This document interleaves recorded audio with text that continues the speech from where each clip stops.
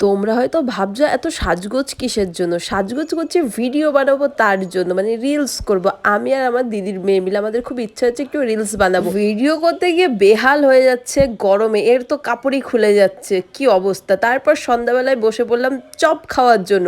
আর সন্ধ্যা প্রায় 8টা সাড়ে 8টা বেজে গেছে, আইসের ঘুম কমপ্লিট হচ্ছে না। ও দেখো কান্নাকাটি করছে, মানে ওকে আরো ঘুমাতে দিতে হবে। তারপর দেখি মা রান্না করছে পোলাও, মানে হঠাৎ করেই রাত 10টা বাজে, তখন আমার ইচ্ছা করছে একটু পোলাও খেতে। তো মাকে বললাম, মা চলে গেল সঙ্গে সঙ্গে রান্না করতে পোলাও। মানে মার কাছেই না এই আবদারগুলো করা যায় যখন তখন, যে আমার এইটা খেতে ইচ্ছা করছে, কারণ মা ছাড়া আর কেউ আবদারগুলো পূরণ করবে না।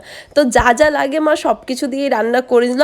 আর আমি তো পুরো অবাক যে এত তাড়াতাড়ি পোলাও রান্না করা হয়ে যায়। আর মা না এর মধ্যে আস্তে আস্তে মশলা দিয়েছে, সেগুলোই আমার পছন্দ না, মানে আস্ত আদা, গরম মশলা, কারণ ওইগুলো আমি একদম হেট করি। আর এত তাড়াতাড়ি পোলাও রান্না হয়ে গেছে, আমি তো শকড, কি বলবো। আর এই যে পোলাও আর চিকেন কষা খেতে তো হেব্বি হয়েছিল।